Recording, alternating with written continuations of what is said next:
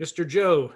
Hey, I didn't know if I'd be seeing the real Carrie White or the substitute Carrie White today. Who's the substitute? Shauna, you'll see hers because she's hosted the meeting. It says her name Oh, underneath it, yeah, yeah. or it says your name. Yep, it's me. It's Yeah. the Hey, thanks for real the one. intro earlier today. Appreciate that. Yeah. Did he respond back? I don't know if he's responded.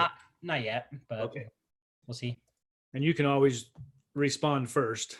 So Yeah, I already. I mean, I sent a message, but we'll see if it winds up landing. So, yeah, cool. Scott, am I dressed? God, how you Am doing? I dressed okay today? You look fantastic as always. Oh, thank you. Uh-huh. No, you look fantastic. You've got lovely art behind you and everything. Yeah, yeah, How are you all today? good. Will Bree be joining us? Yep, looks like it. There she is. Oh, there we go. Awesome. I didn't know Boston you were a Red Red Sox Sox fan, fan. Bree. Yep. Well, Joe, I have to say I really like your background in particular, since I've got a new recruit to the U. Ah, yes. I'm Bree's a big Ute fan as well, so Oh, yeah. you got a pair of us. So Well, it'd be nice if we actually have a football season this year. We've got a kid that's going to be playing, and well, supposed to be playing, and we're going to see how the season goes. Yeah, maybe next year. Who knows? Right. Okay, let's go ahead and hop on into this.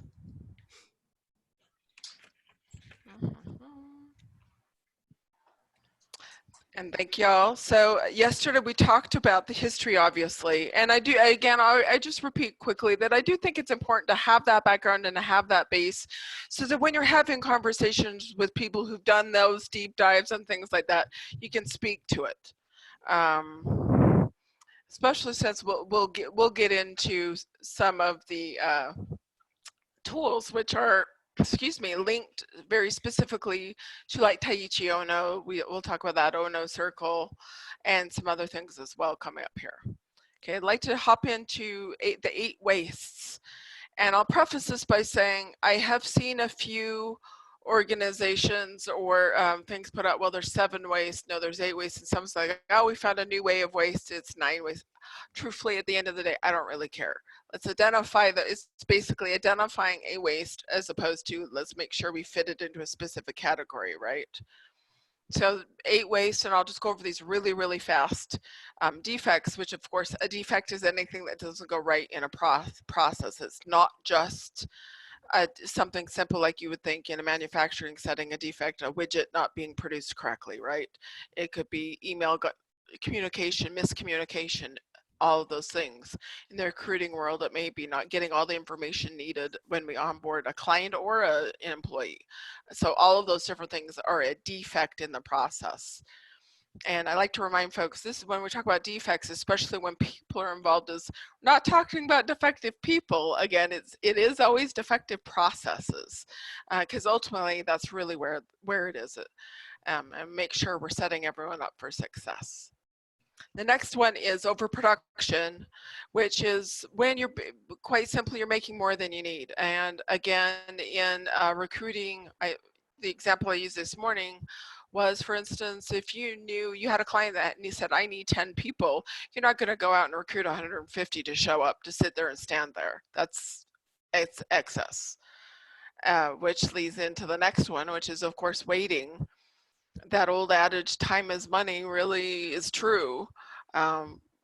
We've all been in situations where we need to do something in a process and we can't get there because, of course, we're waiting for maybe a piece of information or a response from someone, whether it be a client, someone internally.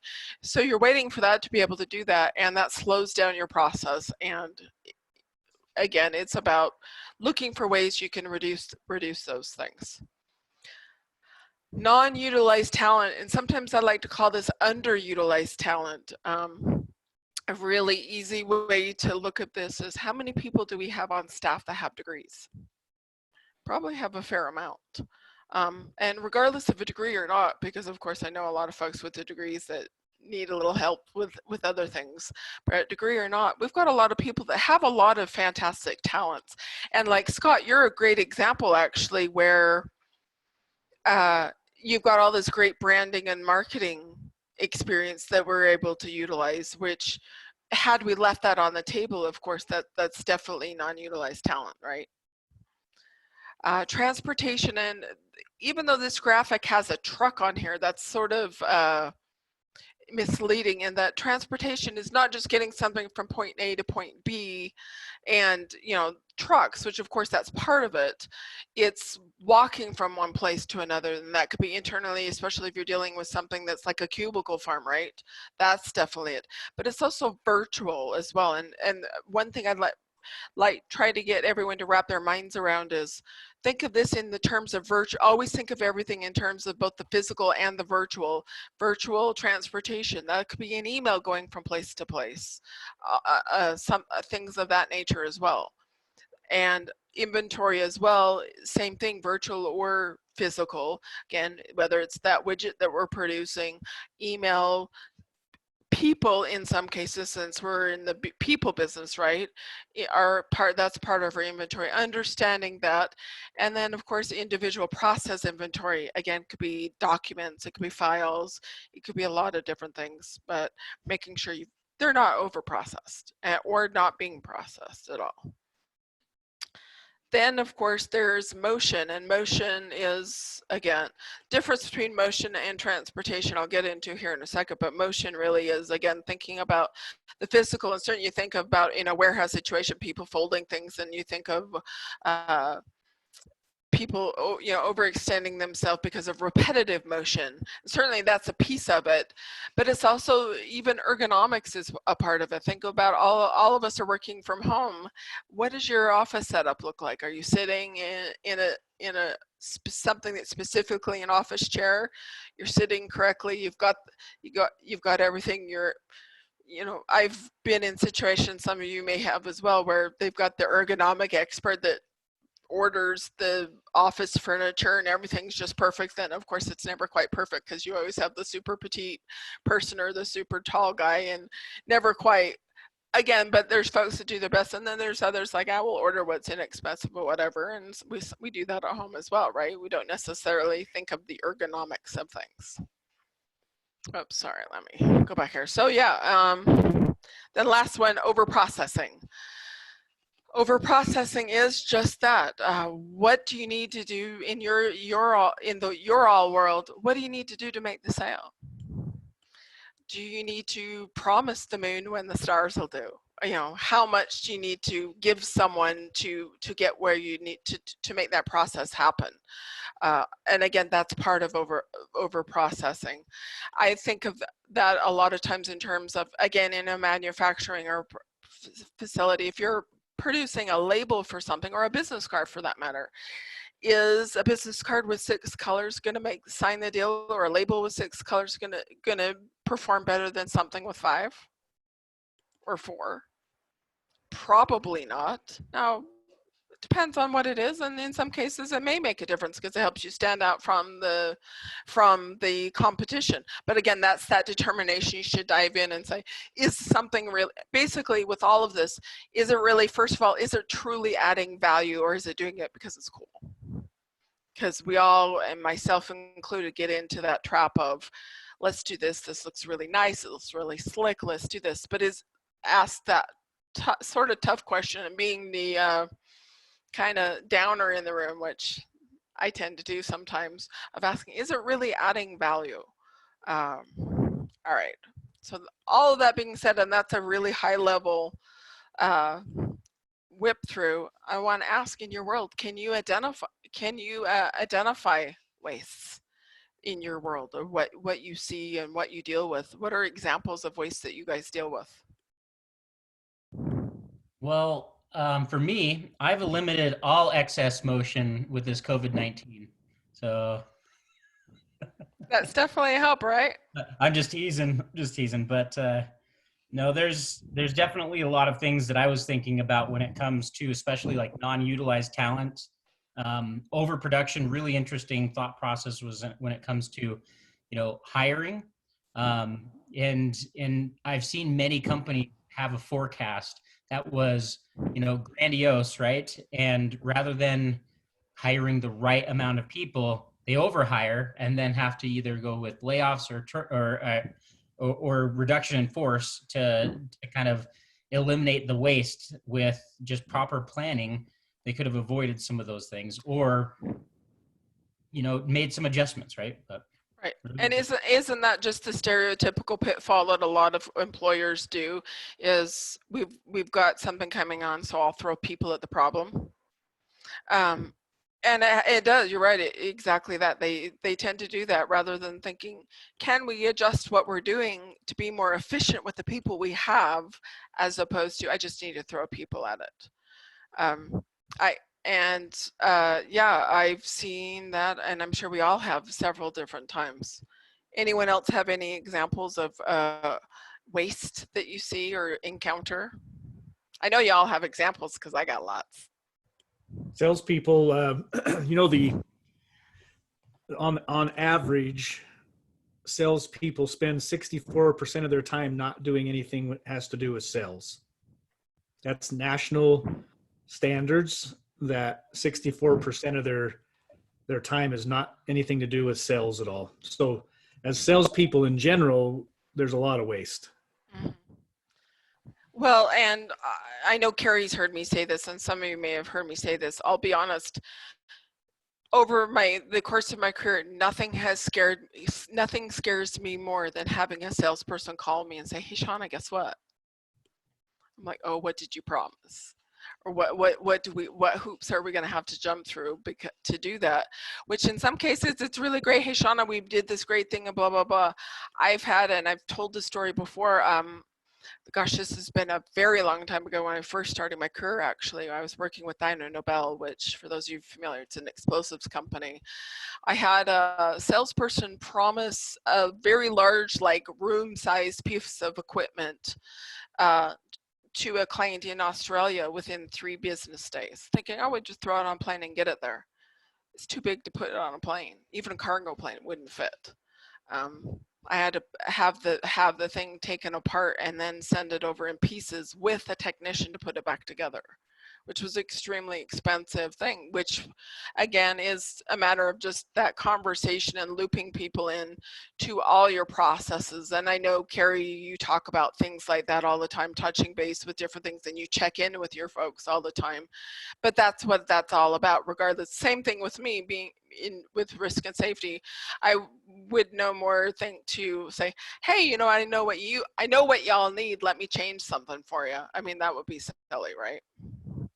So I want to dive in just a little bit deeper into these, and I'm certainly not going to read the entire slide. And again, this whole slide deck I will send out afterwards.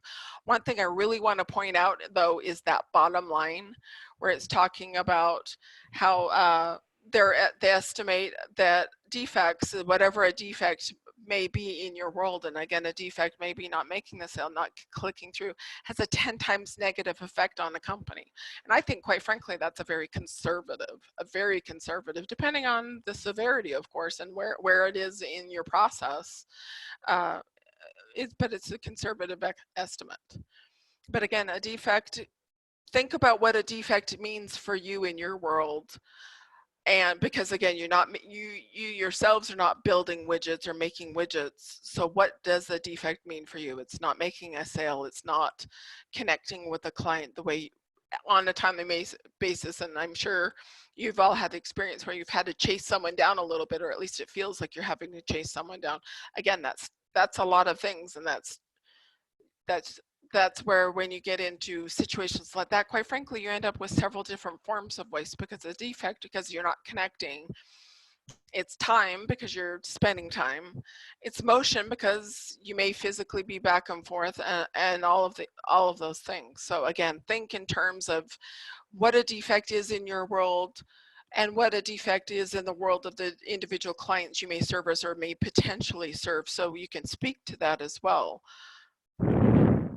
Any questions, comments, thoughts? All right, sweet. Well, overproduction. Love my Lucy slide. And of course, iconic. This was just such iconic television right here. Right. Well, and I appreciate the fact that you all appreciate what this slide knows what that references, because the folks I worked with this morning, most of them are too young, and kind of went over. I'm like, all right, that's fine. Y'all get off my lawn and let's move on. But again, overproduction is, again, you produce too much. If you've got something in a pipeline and you say, I've got some set, 3 clients set up, but I don't have the people to service them, there's waiting, right? So it's, again, about getting all those pieces to connect, things like that. Obviously in the manufacturing world, I met many, and I'm sure you all have as well, warehouse managers that love nothing more than to see warehouses filled to the brim, neatly stacked, and just beautiful big wide aisles, and it's gorgeous. We walk in, it's gorgeous, but how much does it cost to store that? Again, there's an expense to all of that. Same thing, overproduction. Again, back to our recruiting model of overproduction. We're not going to call in 100 people when we need 10. Of course, you always call in your flex portion of it, but you're not going to go completely overboard. That's really what that comes down to. And then of course, waiting should be a relative no-brainer, because there's a lot of different points in time. And if you've actually sat and mapped out your whole process from start to beginning, from locating a client, a potential client, the entire process that you go all the way through, all the way to the point you sign a deal. And if you truly mapped it out, how much waiting time is in that process? How much more efficient could you be if you had ways to eliminate that waiting time? How many more clients could you potentially contact and sign if you were awaiting that wait, identifying that waiting time and identifying ways to eliminate? Again, it comes down to that time is money thing, right? And then of course, non-utilized talent. Again, we've got folks that I worked with someone not too long ago that really had a lot of abilities, had worked actually in marketing quite a bit, and she had volunteered to do several things for her group, her department, and it was, nah, you're a production person, just go do it. And then one day on a break, she was sitting sketching, and not her manager, but her manager's manager saw that and said, wow, you're really talented. And she goes, yeah, thanks. And this is a girl that ended up being in charge of, not in charge, but definitely helped the person in charge of a marketing campaign for that. It was small company, but big team in a small company. But yeah, so, and again, Scott, you're a great, again, example of someone whose talents are being utilized. Are we utilizing each of you to your absolute fullest? One thing I tend to tell folks is, and I know I sound like a broken record, question everything, which is not to say we shouldn't be doing something, but we should be saying, why are we doing what we are doing? And are we doing it the most efficiently we possibly can be doing? I heard an interesting statistic with this COVID-19 thing, here, which was a pretty high statistic of about 86% of employees today are disengaged. Absolutely. And that's a huge amount of non-utilized talent and ways to re-engage a workforce that's been completely disrupted from their routines. But also another statistic is really interesting is that this is one of the major reasons why people decide to leave, is because they feel their talents are not being utilized to their fullest. They feel like they have so much more to give, but don't know how to either get a voice or how to be able to take what they want to provide and take it to the next level. I mean, there's so many things around this that, Six Sigma could really support some businesses, especially just around talent acquisition and retention, as well as employee satisfaction. You can Google Lean Six Sigma or Lean, or the combination of that, and all of those, and human resources, employee retention, quite frankly, sales, all of those things. And I'll send you all out maybe a couple links to some articles on how there have been some pretty significant there are some pretty significant examples of people using Lean Six Sigma or Lean or Six Sigma in all of these different arenas. It's used across the board. And not to squirrel the conversation too much, I met a gentleman who was a fellow football parent standing on the sidelines one day, and we were talking about that, and he mentioned, and I think I mentioned this before, and that how he'd was familiar with all of this from the military, but thought his business was too small to use it. Of course, I smiled and said, yeah, okay. But we did talk about it afterwards. And this is a gentleman, he was a dentist. He had a pretty large sized dental office, but of course, business wise, it's a relatively small business, right? Only about 20 people in his staff. And I said, so your business has no processes, right? Of course, because there is no such thing, right? And he goes, well, of course we do. I go, so then you have nothing to improve. There's nothing to improve. Everything is completely perfect. Which of course, he's like, all right, I get what you mean. And that's just the point is, I have never had anyone tell me they don't want me to improve something and save them money, save them time, reduce their risk, and thereby inherently improving their safety record. And the only times, the few folks who have told me no initially, I know it's because they're not understanding the question. And then just again, transportation, and and I purposely threw that letter on photo on there just because, again, I really want to make sure everyone thinks in terms of both virtual and physical. Again, thinking in terms of, you all, of course, are very mobile normally in your standard world. You're very mobile. You're all over the place. How is I actually had this conversation with Kelly earlier today. I posed that this coronavirus is making not only our business, but many, many businesses, forcing us to use efficiencies that we'd not used before because, quite frankly, it wasn't our comfort zone. Is it the ideal? Maybe not, but a lot of times it's something we can connect with, can fall back to, because I agree there's nothing better than a face-to-face meeting and being able to do that. But do you need to do that every single time? Can you do the virtual things? Again, think about limiting that transportation. Again, once we go back to our normal world, how can you make so that you can increase your efficiencies as a salesperson and in your world? What can you do to do that? No, I think there's plenty of waste in travel, windshield time that sometimes we can use as an excuse for not being able to get things done. But I think there's just a lot of waste. I love some of the technology, and the larger your geographical area is to reach out to, the more you should be using something like that so that you can maximize your time. So, right. And I've got a friend that they live in Portland, the Portland area, that is a software salesman for a pretty large organization. And he doesn't just do the sales, he does the initial implementation piece. He's there for that as well.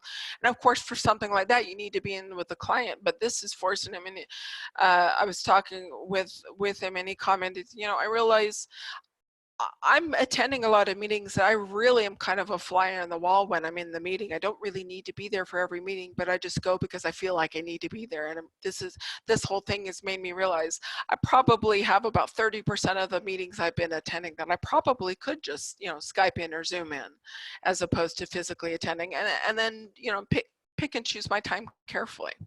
So yeah, it happens a lot.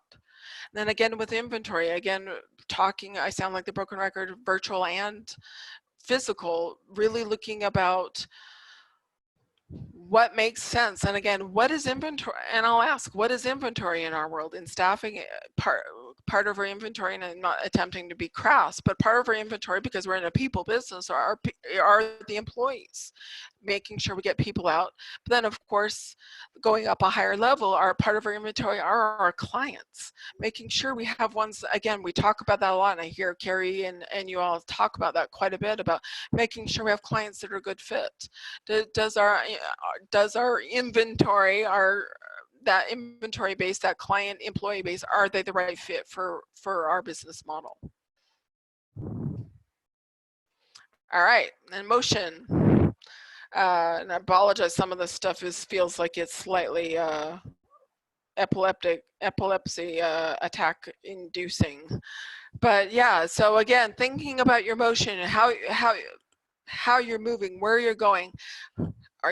Are you sitting up enough? And I'll be honest, I'm a chronic sloucher for sure. So think about those things ergonomically and otherwise, as well as when you walk through facilities and you're touring either an existing or a new client. Look at the motion they've got going on, so you could advise them on that. And again, helping them with their efficiencies. We talk about it, helping efficiencies. These are forms of waste to be able to speak to. Well, not to steal any of Carrie's thunder, but he's shared a story with me a couple of times about one of our clients who allowed them to change one of the lines in a little bit different fashion to save on some motion, even though that they had experts say this was the way they were doing it was the most efficient.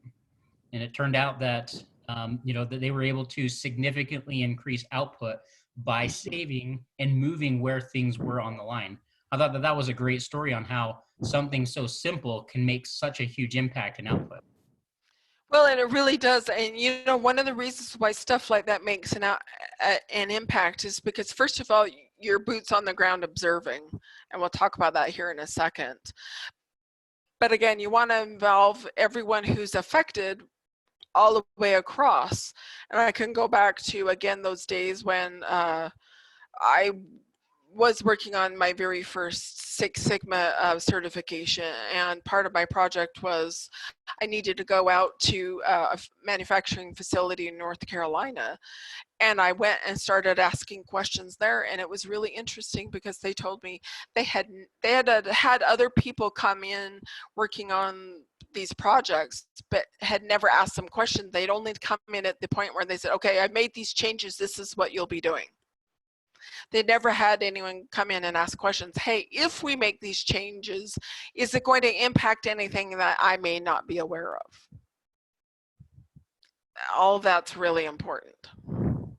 And of course, I love this because this book is honestly pretty darn cute. I don't know that I would drive it, but certainly a remark if it drove past me. Extra processing, again, is adding value for your customer. And again, defining who your customer is isn't necessarily your client. Your customer is your process customer. So it could be whoever's the recipient of whatever you're doing for that particular process. Now, it may be something internal, right? So it's an internal process, so that's not necessary. Your client may be a beneficiary of it, of course, but is it truly adding value? And it kind of comes to, and again, I'll back up and just say that none of this is exclusive to Lean Six Sigma. These are basic business principles. So this should all be pretty familiar stuff for you all, certainly at your level. So I'll ask again, just a quick review, all of those different types of waste. And so we dived into them at deep. I'll ask again, can you identify waste in your world, and what does that work look like? And I'll flip back to this chart just so you can see the different types again. But I mean, obviously waiting, I know waiting, you guys live in a world of chasing people down, so there's a lot of waiting there. Is there something you can, think about when you think about processes in a project you do? Is there something that can be designed to eliminate waste somewhere? That's a potential way to help identify a project if you haven't already thought of one that you want to work on. To what type of waste can you eliminate to save yourself time and money?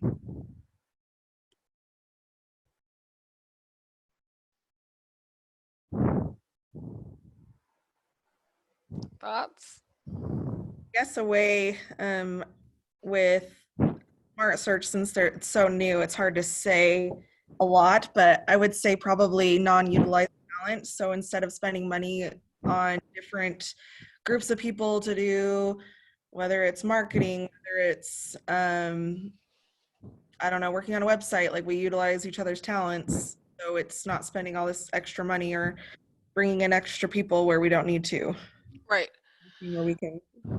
Well, and even when you're recruiting people, and if you've got an employer that says, and I'll just throw out an example, say that we need someone with an MBA or we need someone with this certification, and you look at the job description and you think, you know, I can think of 5 other people that I've worked with in the recruiting process recently that would fit this bill, but they don't happen to have that particular certification or degree, but they definitely have the experience. It's also, and a lot of times, a lot of employers think, I have to have this, I have to have that. So are they potentially passing up candidates that are that could be completely a fantastic fit for them because they have something so locked into their mind that they're not, that they're like, well, I'm excluding this whole group of people that potentially could be a great fit, but they don't have, you know, X, Y, or Z. Right.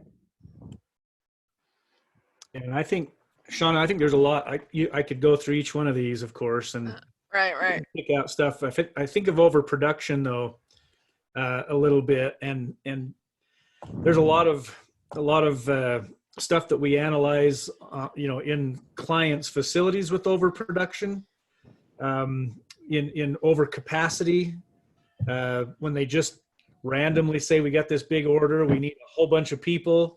And rather than figuring out what that really means so that we've got the right, you know, workforce analogy going on, they just order a whole bunch. They don't really need it. And then they have issues. And I think of it as well with, and it's something that we should, you know, be processing. This is just my own opinion, of course. I'm not throwing this in as anything you've said, but I always look at time and I go, it's not how much time you put in. This is an old saying, but it's what you put into the time that counts. Oh, absolutely. So I think sometimes we think, oh, well, it's 8-hour day, we got to do this job, but it's what can I put into that time frame that really matters the most? How can I utilize it the best? So it's not how much, it's not punching a clock and getting an 8-hour day in. It's actually what can you produce.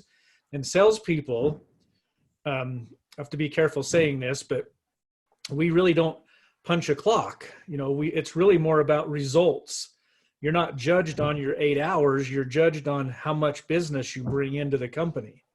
And so we have to, again, go back to that. It's not how much time I put in. It's what I put into the time that matters most. You know, absolutely. And of course, it varies depending on someone's level in their career, of course, because we've all met someone. I had actually, it was a salesman who I worked with who came up with a term that I don't know if he created or not, but I'll definitely credit him. We were working with a client that was just, she was no to everything. And his comment was, you know, that gal, he goes, I hate to say it, but she's kind of a bitter cubicle dweller that just wants to punch in her 8 hours and doesn't want anyone to rock the boat or create anything new. Because this was a gal who was very resistant to any kind of change. And quite frankly, we all know that change is inevitable. The more we're prepared for it, and doing all these kinds of things makes us just that much more ahead of the game. Awesome.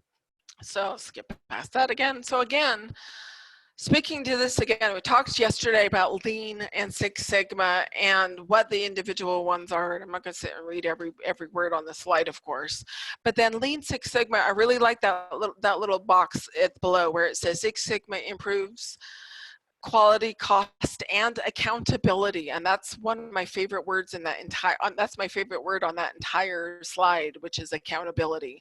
Because it's not just about, we're going to make things better and everything's good, via con Dios, go ahead, good luck to y'all. It's about putting controls in place so that you've got that improvement going on. And again, that continuous improvement doesn't happen unless you've got controls in place. And trust me, I'll harp on that plenty in a future session.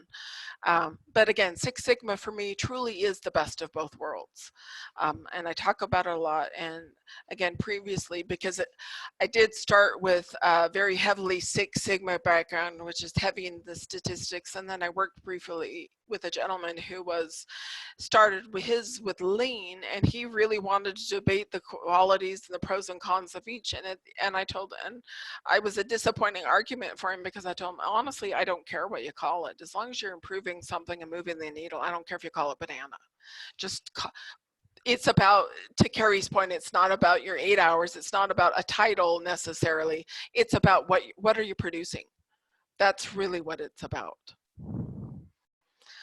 And I want to talk just really briefly, if I may, about the belt levels and the roles in general. Partly too, I want you to all be aware of this, because many of you may be called to be a champion.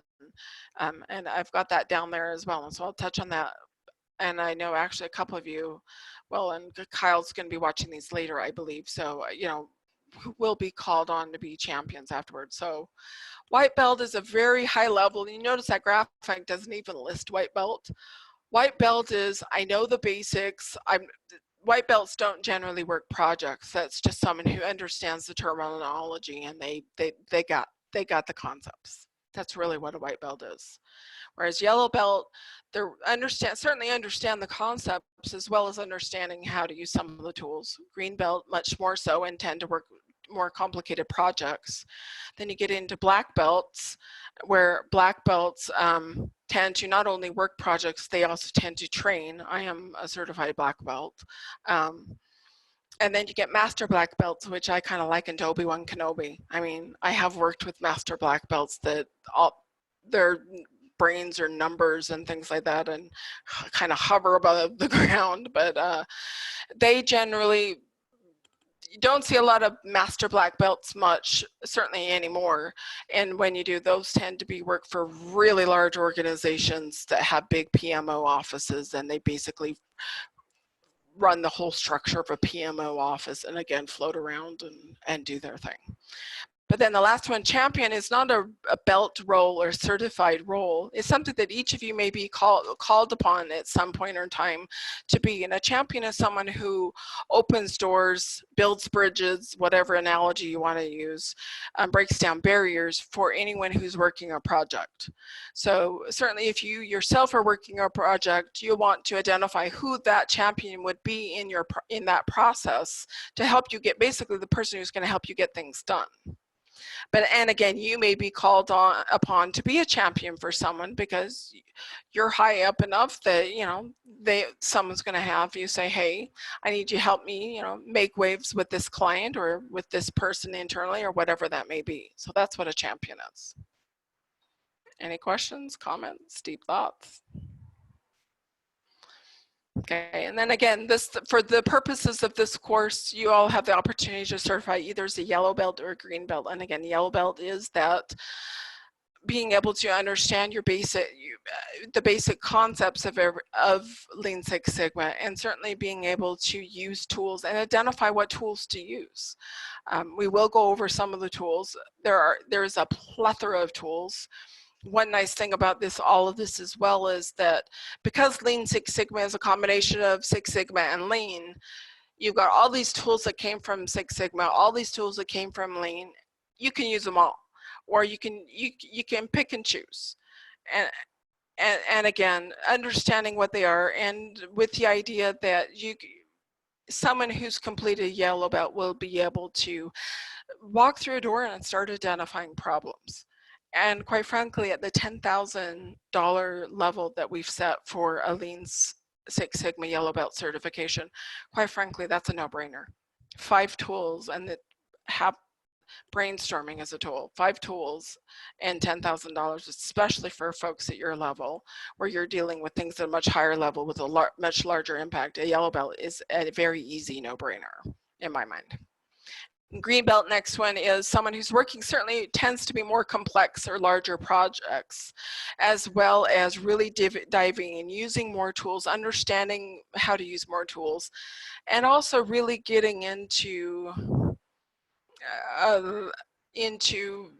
well, quite frankly, the emotional intelligence of a project, because a project, every project, every process has people you need to navigate with. So green belts are able to do that much better, certainly able to interpret data better and looking at things better. All right. And then, of course, I asked the question, what is the relevance to all of this?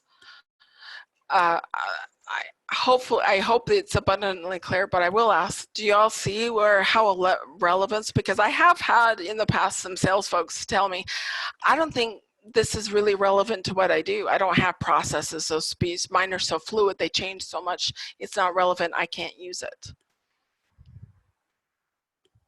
Thoughts? Not true. Right.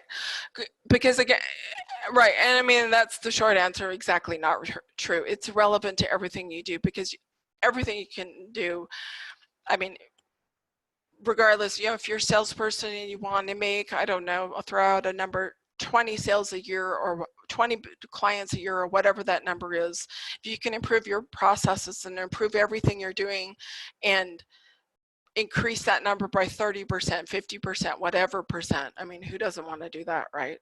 And the way I have had people in the past when I've walked through the door and I've been treated like the angel of death in several of the roles I've had in the past, where in some cases they thought, well, Shauna's walking through my door and we're going to do this. That means there's going to be layoffs.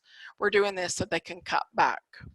My response to that is always, not to them, but to everyone, is the point of improving processes is so that you can let all the systems and all the different tools that you have do the heavy lifting, so you all can do the things that those things can't do. The working with people and individuals. I mean, because obviously a computer is never going to be able to do those kinds of things.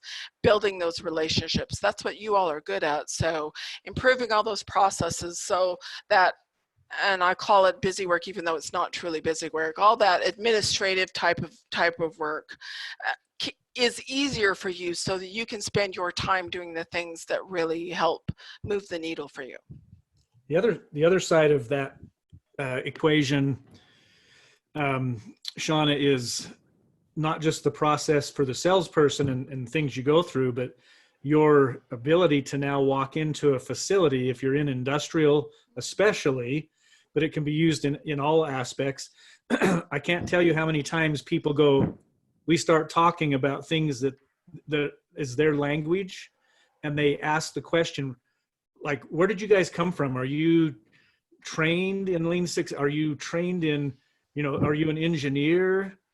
I mean, they literally say those things, and we're so far from being an engineer. It's unbelievable, but it opens doors. Look, I've had conversations in the last couple of days with some pretty big companies. We just are closing one in Wisconsin right now, $5 million. These guys cannot believe what we talk about. I just had a conversation with a guy in Idaho that has 15 facilities across the United States. And he's like, he described to me his perfect world, which was exactly what the things we do. And so when we have this as a tool, even just the basics that we're teaching, and if you can do a project and kind of learn about it, when you go in and talk with these people, they will be blown away that you know anything like this at all. It's a great benefit. I'll be very honest. If you walk in as a salesperson, you not only can be able to speak to it, but you can also tell them that you're a certified yellow belt or green belt. Eyebrows are going to go up. They're going to go, oh, really?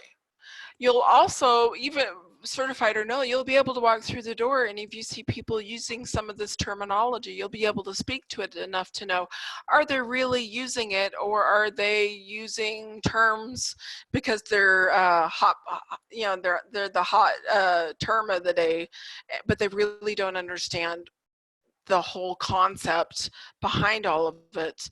And I've seen it before, and I'll use the example of Snugs, where they're doing Gemba walks and they've got a Kanban and they've got all this, and I'm like, and I was told by more than one person, oh, Shauna, you're gonna love this. And I walked through the door and I started to ask a couple of questions, and it became very apparent very fast.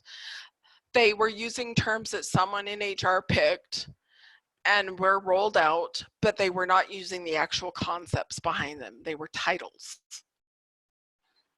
And that will also, which is that to say we shouldn't be doing business with a company like that? No, of course not. But that also tells you, well, great, you already are using the words. Let us help you teach the concepts behind it. There's even a bigger opportunity for you there when you walk through that door, knowing, being able to dive into that. So really, there's a lot of opportunity for all of this. And probably not a surprise for any of you when I talk about how this whole thing is extremely exciting for me, because again, I do this very selfishly because I like everyone being able to have this kind of information, because everyone just operates at a higher level. We're reducing risk, we're improving safety, and quite frankly, that's music to my ears, in addition to, of course, the improving efficiencies and increasing value. So, and again, the slide it should be pretty familiar. It is, again, just a reiteration of just the fact that Lean Six Sigma is the best of both worlds. It really is, and I talk about that all the time. And let me talk briefly, if I may, about the Ohno Circle. Taiichi Ohno, that I mentioned yesterday, who was the head engineer at Toyota, developed this. And I talk about this all the time, and I'll give the example that we had with Rocky Mountain Pies using it and being quite successful, and I've seen it used very successfully elsewhere, as I've used it as well, very successfully. And what Taiichi Ohno would do was he would take just an actual piece of chalk and draw a circle on a production floor. You can do this in offices as well. I'm not suggesting you actually get out a piece of chalk. It's the theory of it. It's not the actual physical piece of chalk. But what he did was he got out the piece of chalk, drew a circle on the floor. Afterwards, actually, Toyota did start actually painting circles on the floors in different places. So I think, I don't know, maybe they got tired of cleaning up his chalk. I'm not sure. Maybe they just instituted as part of their policy. But what he did initially is he pulled someone in and hand them a clipboard and plop them in the circle and say, start observing, start watching. Minimum 30 minutes, but his minimum was usually a couple of hours. So it was definitely, and he'd come back after whatever period of time and would say, what did you observe? And quite frankly, woe to the person who didn't come up with a shopping list of things to remark about. They say, well, it looks like it's going okay, whatever. His response was always, well, you didn't stay there long enough, and walk away again. And there are tales, I don't know if they're true, but there are tales that sometimes he left people there for a good 4 hours, which I'm not suggesting any of us spend 4 hours or even 2 hours, but truly, if you can do a 15, 20, 30 minutes and really sit there and observe, because what happens when you first get there is people know they're being observed. What do? Sit up a little straighter, stand up a little straighter. They're a little more careful about what they're doing, right? But the longer you're there, the more they relax. Now, certainly, they're not going to necessarily forget you're there, but they relax and they get back into their habits. And that's where you really start to be able to observe. And I equate this a lot to when you do a site review and you do a walkthrough through a facility, it's like taking a series of snapshots, series of pictures, right? This is what this looks like, that's what that looks like, because you're walking through and it's pretty quick. Whereas if you're doing something like the Ohno Circle, it's more like a video versus a snapshot, because you're there and you're really observing, you're seeing the motion, you're seeing people move back and forth, you're seeing how things really work. And gosh, it's probably been close to a year now.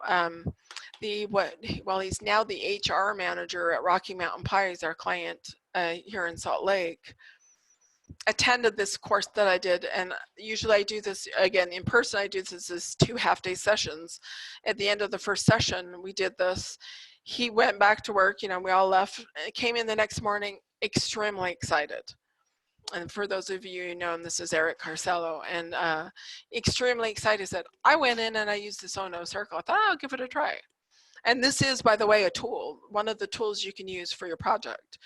And he did that, and he sat and observed that there was a machine that they used, and it was a machine that did like the decorative little, I'm not sure, whipped cream or little sploogey thing on top of their pies.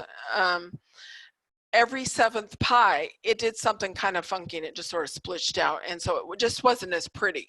Now, there was nothing wrong with the pie. It was still edible, but visually it wasn't what they wanted. So every seventh pie went in the garbage. That's 15% of their production was going into the garbage. He walked over to the gentleman that was running that particular machine, and it's a really big machine. And he said, how long has this been doing this? He goes, it's been like this since I started 3 years ago. And he's like, what? And he goes, yeah, I asked before, and the person who trained me said, oh, it's always been like this. We've just been instructed just anything that doesn't look right, throw in the garbage. Well, I don't recall the exact number it cost to have. I asked him, how much is it going to cost to get that machine fixed? He goes, oh, I've already got and I said, are you going to fix it? And he said, I've already got it scheduled. And I don't remember the exact number. I want to say it's around 10,000. It may have been a little bit more than that to get that machine fixed, which is a pretty substantial cost to get a machine fixed. But looked at over the years, and really we don't know exactly how long that's been going on. At least 3 years, probably. He estimated to me 4 or 5 is probably his estimate of how long that's been going on. That thing's been costing them millions of dollars. Yeah, So that's Shauna, we figured that out because they're doing 13 million pies a year. And with every seventh pie being thrown away, it's about 1.8 million a year going in the garbage. Which, again, that brief, simple tool brought that out.